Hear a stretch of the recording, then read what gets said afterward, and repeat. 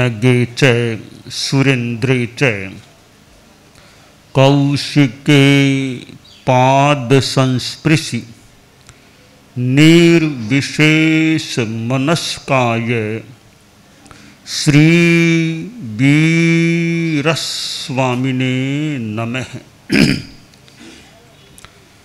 आरहत वाङ्मय में कहा गया है, एवं ससंकप्प विकप्पनासो संजायई समय मुवट्ठियस्य अत्थे असंकप्पयतो तओसे पहीयै काम गुणेषु तन्हास। आदमी के पास चिंतन की क्षमता भी होती है, बोलने की शक्ति भी होती है और घूमने फिरने आदि क्रियाओं की सामर्थ्य भी होती है। ठीक है, सब में एक समान न भी हो, कोई लगभग बोल ही नहीं पाता, सुन भी नहीं पाता, किसी में सोचने की कोई विकास की स्थिति नहीं है और किसी में चलने फिरने की भी विशेष कोई ताकत नहीं है। यह तारतम्य अथवा शक्तियों का अभाव रह सकता है। किसी किसी में बहुत ज़्यादा अच्छी क्वालिटी की शक्ति होती है तो किसी में दुर्बलता भी हो सकती है। हम सोचते हैं और सोचना एक ऐसी प्रवृत्ति है कि बहुत समय तक, यानी काफ़ी हम सोच लेते हैं, नहीं चाहते हैं तो भी चिंतन आता रहता है। तो एक तो यह चिंतन की सोचने की अधिकता है कि चंचलता है मन की, अनपेक्षित विचार दिमाग में आते रहते हैं। हमारी दृष्टि में अनपेक्षित हैं, कहीं सृष्टि की व्यवस्था में अपेक्षित भी हों तो हों। अब चिंतन की अधिकता और फिर चिंतन की मलिनता, ये दो समस्याएं हैं कि चिंतन ज़्यादा होता है और फिर मलिन भी हो जाता है। हमारा चित्त मलिन न रहे। मलिन का मतलब कोई आदमी किसी के बारे में बुरा सोचता है, कभी अहंकार के रूप में सोचता है, कभी आवेश गुस्से में सोचता है और किसी का अनिष्ट करने का संकल्प करता है, तो ये चिंतन की मलिनताएं हो सकती हैं। तो दो समस्याएं हैं, चित्त की चंचलता, मन की चंचलता और मन की मलिनता। सोचने से हम कई बार दुखी बन जाते हैं। ऐसा कोई चिंतन दिमाग में आया, स्मृति ऐसी आई, हम दुखी बन गए। 40 बरस पहले उसने मुझको गाली दी थी, मेरे साथ ऐसा किया, वो बात याद आ गई तो मन में थोड़ा आक्रोश, दुख, मेरे साथ ऐसा किया, मेरा ऐसा बुरा किया। अब वो चिंतन आ गए तो मन में थोड़ी अशांति सी कि देखो कितना उसने मेरा बुरा किया, कभी उसका बदला तो जरूर लूँगा मैं। यह चिंतन की मलिनता हो सकती है। और कभी चिंतन इतना बढ़िया आता है, ओहो उसने मेरा कितना उपकार किया, मैंने तो उसका क्या किया, उसने कितना मेरा किया। मन में कृतज्ञता का भाव, मन में शांति भी, कृतज्ञता का भाव, विनम्रता का भाव, शांति। कई बार एक चिंतन ऐसा आता है कि मन की वो अशांति दूर हो जाती है। एक साधु का समुदाय था, आचार्य जी भी थे मुखिया। एक गांव में गए, गांव में गए तो रहने के लिए स्थान चाहिए था। तो मुश्किल से मिला, पर एक जगह किसी ने अपना मकान का जो स्थान था वो साधुओं को रहने के लिए दे दिया। कुछ दिन बीत गए, साधु वहाँ रह रहे थे। तो कुछ दूसरे लोगों ने मकान मालिक को थोड़ा संप्रेरित किया कि इनको स्थान क्यों दिया, इनसे खाली करा लो, क्यों इनको स्थान दिया, साधुओं को क्यों, उनको क्यों स्थान दिया। कोई रिश्तेदार सगे संबंधियों का प्रेशर पड़ा तो मकान मालिक आया, बोला महाराज जी मेरा मकान खाली करो, निकल जाओ यहाँ से, यहाँ पर मैं नहीं रहने दूंगा। संतों ने कहा भाई ठीक है, तुम्हारा मकान है, तुम तुमने कहा तब हम रह गए, अब तुम मनाही करते हो, हम यहाँ से चले जाते हैं। तो संत वहाँ से वो स्थान खाली करके कोई दूसरी जगह चले गए। संतों के मन में कोई आक्रोश भी नहीं भी कि हमसे खाली करवा लिया, बीच में खाली करवा लिया, कोई बात नहीं, मकान मालिक की इच्छा है, हमारा तो मकान है नहीं, मकान इसका है, इसने दिया था, और दिया था तब तो थोड़े लंबे काल के लिए दिया था, अब इसकी इच्छा हो गई, जो भी हुआ, बीच में खाली करवा लिया तो करवा लिया, कोई बात नहीं। अब देखिए चतुर्मास का समय, जैसे आज ये थोड़ी वर्षा है, ऐसे वो थोड़ा वर्षा का मौसम था, तो स्थिति ऐसी बनी, वो जो उसका मकान था जिसमें वो साधु रह रहे थे, वो मकान ढह गया, छत गिर गई, मकान थोड़ा ढह गया, छत भी गिर गई। अब कुछ लोग संतों के पास गए कि देखो महाराज, आपसे मकान खाली करवाया ना, उसका फल मिल गया, उसका मकान ढह गया, गिर गया। अब संत यह कि हाँ ऐसा ही होगा, ऐसा ही होगा। ऐसा संत बोले भाई हम तो यह कहते हैं, हम पर बड़ा उसने उपकार किया, हम पर उपकार किया, हमसे पहले ही स्थान खाली करवा लिया, हम सुरक्षित रह गए। अगर हम उस मकान में आज होते, वो मकान गिरता तो पता नहीं हमारा क्या होता। तो हम पर उपकार किया, हमसे मकान बहुत अच्छा किया उसने इस संदर्भ में कि हमारा तो बचाव हो गया। अब एक तो यूँ बोलना, हमसे खाली करवाया, उसका फल उसने प्राप्त कर लिया, यह थोड़ा आक्रोश या बसा। एक यह बात भी कि नहीं, हम पर उपकार किया, खाली करवा लिया, हम बच गए, सुरक्षित रह गए। तो चिंतन में अंतर हो सकता है।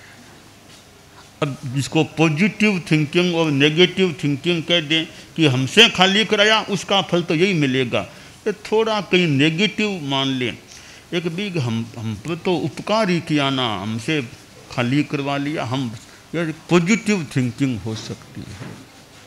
अब देखिए एक राजा था, राजा कोई जा रहा था सवारी, कोई पास में बच्चे खेल रहे थे, कोई यूँ बाटा फेंक रहे थे, कोई पेड़ की ओर, एक बाटा राजा के लग गया, थोड़ा खून भी आने लग गया राजा के। वो सुरक्षा कर्मचारी तो हड़कंप मच गई, अरे क्या हुआ। सचिव वगैरह थे, थोड़ी मरम पट्टी वगैरह कर दी, मलम और लगा दी। वो सुरक्षा कर्मचारी तो दौड़े कि पत्थर किसने फेंका, तो वो बच्चे लोग थे, पूछा किसने फेंका, तो बच्चे बोले इस बच्चे ने फेंका जो उधर गया था। वो उस बच्चे को गिरफ्तार कर लिया, पकड़ लिया, राजा के पास बच्चे को लाया गया। वो सुरक्षा कर्मचारी मंत्री से बोले, राजा से तो बात करने की हिम्मत नहीं थी, मंत्री से बोले इस बच्चे ने पत्थर फेंका था, इसको राजा के जो पत्थर लगा इस बच्चे ने फेंका था, इसको जो भी दंड देना करना वो आप देख लो। राजा ने यह बात सुन ली कि दंड देने की बात हो रही है। तो राजा ने कहा क्या बात है? मंत्री बोला वो बच्चा लाया है, बच्चे को इसने पत्थर फेंका था और वो आपके लग गई थी, बच्चे को मेरे पास लाओ।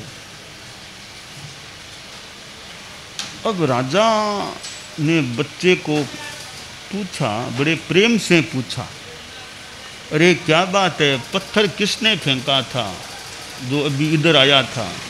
बेचारा बच्चा रोता रोता बोला, मालिक मेरी गलती हो गई, मेरी गलती हो गई, वो पत्थर मैंने ही फेंका था। क्यों फेंका था?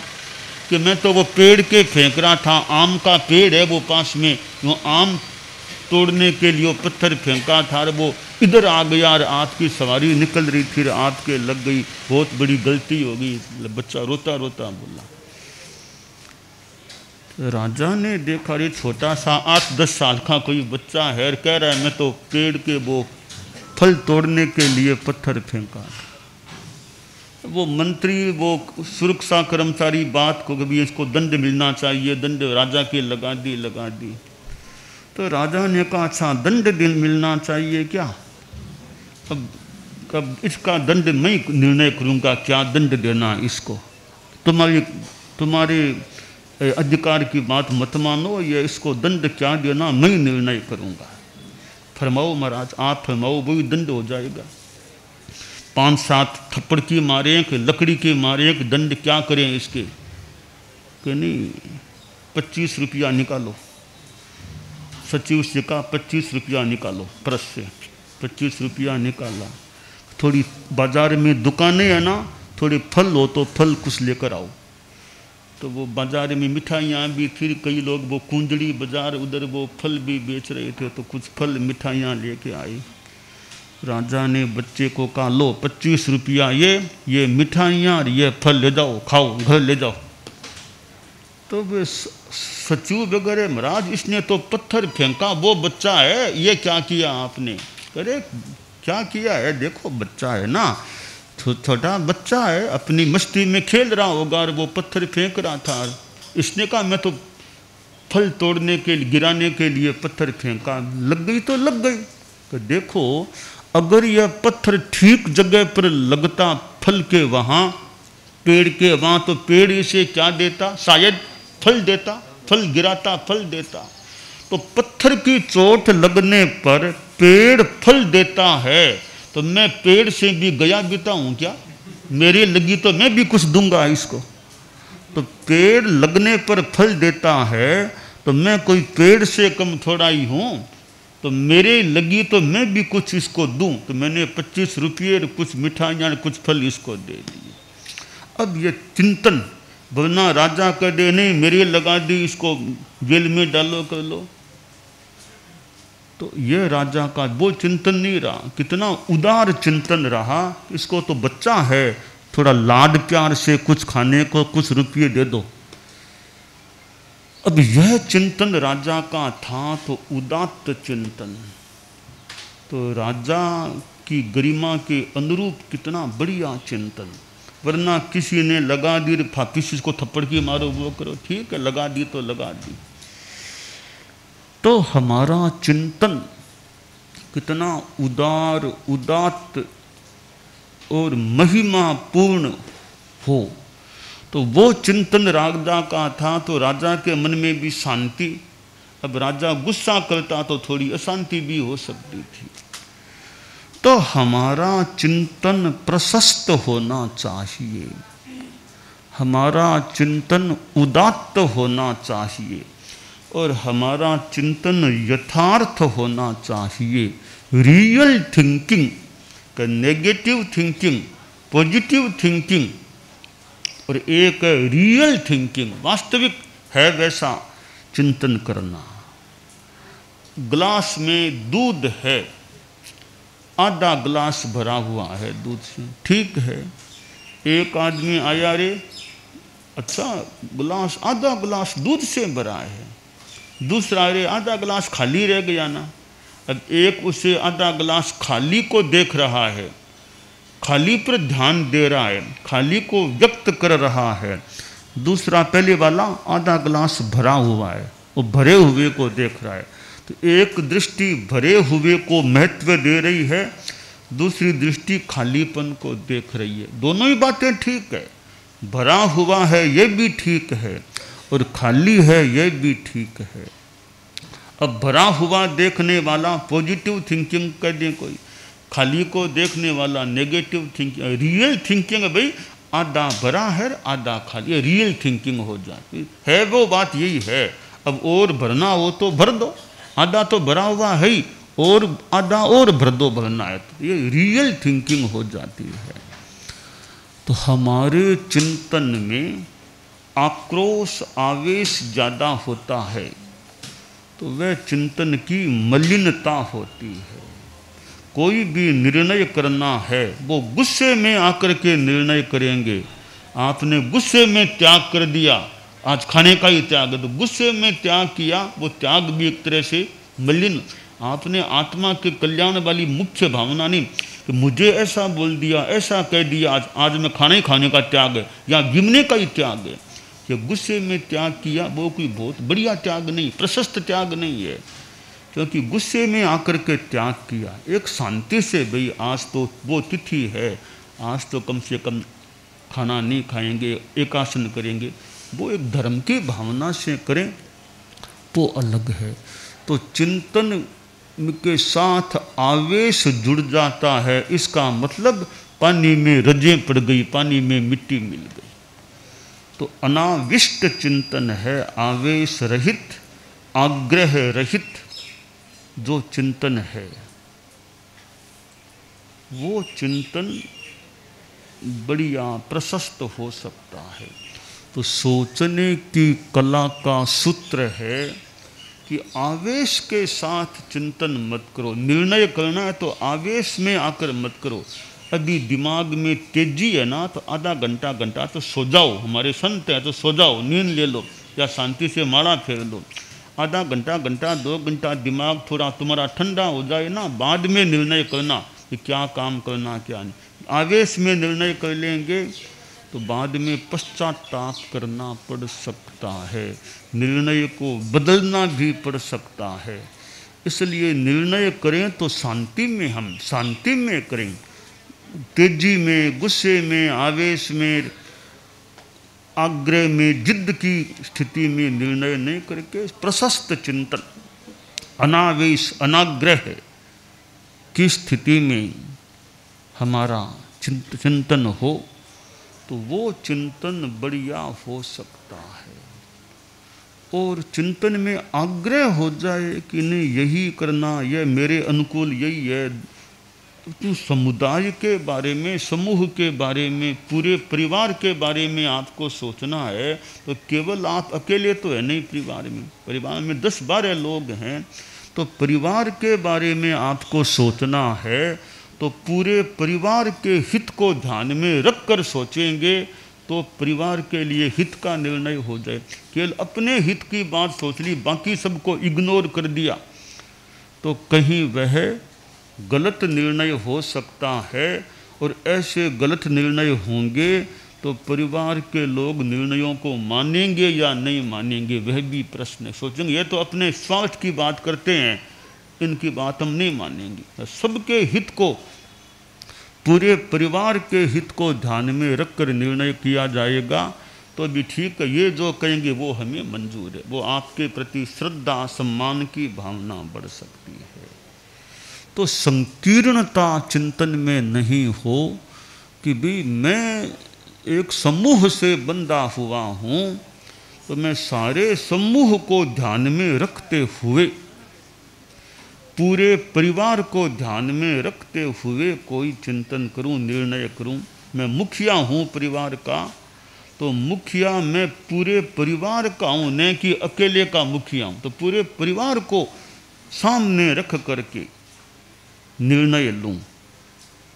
और चिंतन में मुखिया है तो वो परिवार के हित पर ध्यान, आप 5 भाई हैं, 5 में आप मान लो सबसे बड़े भाई हैं, शेष छोटे 4 भाइयों के बारे में कुछ आप सोचते हो या नहीं?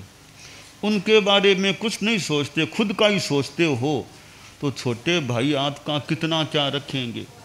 आप छोटे भाइयों का ध्यान रखोगे सुख में एक, दुख में एक, धर्म में और में उनका ध्यान रखोगे, थोड़ा अपना त्याग भी करोगे, तो छोटे भाई भाई साहब भाई साहब भाई साहब भाई साहब भाई साहब भाई साहब बोलते हैं, भाई साहब कहेंगे वैसा करेंगे। क्यों कि आप उनके लिए कुछ करते हो।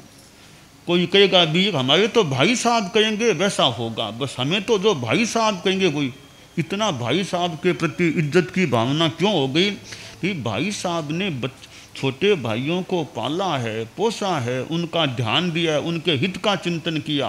पिताजी तो जल्दी चले गए, बाद में भाई जी ने हमको पाला पोसा, हम पर उपकार किया, हमारी शादियां भी भाई जी ने की, हमको पढ़ाया भाई जी ने, आज भी भाई जी हमारा ध्यान। तो छोटे भाई बात बात में भाई जी भाई जी भाई जी, उस भाई जी जो कहेंगे वो करेंगे। तो चिंतन में दूसरों के हित की बात होती है तो छोटे वालों में भी सम्मान की भावना हो सकती है, और वो छोटे भी बड़े का ध्यान रखेंगे तो भी बड़े का भी मन भी, मैं भी छोटे भाइयों का ध्यान दूँ, मेरा वो इतना करते हैं। तो हमारा चिंतन स्वार्थपूर्ण जहाँ ज़्यादा हो जाता है, अपना स्वार्थ, बस मेरा स्वार्थ की संपत्ति का बंटवारा करना। एक भाई ने ज़्यादा लेने का प्रयास किया, शेष भाइयों को थोड़ा थोड़ा कम देकर खुद ज़्यादा लेने का प्रयास किया, तो सोचेंगे भी फिर तो कोर्ट में जाओ, ऐसे नहीं देंगे, कोर्ट में जाकर ही लेंगे फिर तो हम। यह भावना उनके मन में आ सकती है। 4 भाई थे, 4 भाइयों का एक माताजी, पिताजी तो चले गए, माताजी थे, माताजी वृद्ध हो गई, तो माताजी का इलाज करा, इलाज में लाखों रुपये लग गए। तो एक भाई ने माँ का सारा इलाज करवा दिया, शहर में, बड़े शहर में ले गया, सारा जो भी खर्चा लगा एक भाई ने दे दिया, लाखों रुपये दे दिए। आखिर माँ का देहावसान हो गया। अब 4 भाई थे कि भाई अब संपत्ति का बंटवारा करना है, माँ का भी जो कुछ है सब बंटवारा करना है। चारों भाई बैठे, ये बंटवारा तो बराबरी करना है।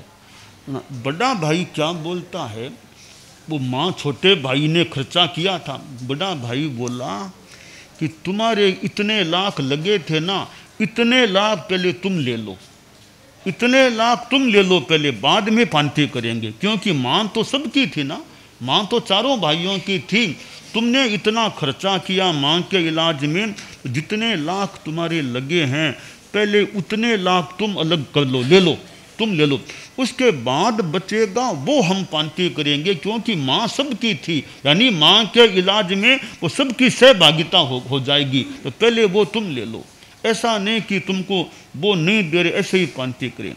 अब यह चिंतन की उदार सहीपन है कि माँ सबकी थी, तुम अकेला खर्चा वहन क्यों करो, उतना पैसा तुम पहले लो, बाद में हम 4 पांति करेंगे। बना भाई, बड़ा भाई बस कर सभी पांति करो, उसने इतना खर्चा किया, वो गौण तो वो सोचेगा कभी अरे मैंने इतना खर्चा किया, पांति के टाइम मुझे बराबर कर दिया, मुझे कुछ विशेष दिया ही नहीं। तो जितनी निस्वार्थ भावना होती है, न्याय युक्तता होती है चिंतन में, तो हमारी आत्मा भी कुछ पापों से भी हल्की रह सकती है और व्यवहार भी अच्छा हो सकता है। तो शास्त्रकार ने कहा है, एवं ससंकप्प विकप्पनाशो संजायि समय मुवठ्ठियस्य अत्थे असंकप्पयतो तओसे पहीयि काम गुणेषु तन्हा। ये संकल्प विकल्पों का नाश हो जाता है। जो समता में उपस्थित हो गया, उसके चंचलता, संकल्प विकल्प ये बहुत कम या प्राय नष्ट या जो भी अवांछनीय जो हैं वो नष्ट हो जाते हैं। इसलिए हम समता में ज़्यादा रहने का, समता की स्थिति में सोचें, समता में रहें। यह समता बहुत ऊंची स्थिति है, समता हमारी प्रकृति है, राग द्वेष मानो विकृति है। हम इस प्रकृति में रहें, समता में रहें, ये हमारे लिए ठीक और हितकर बात हो सकती है।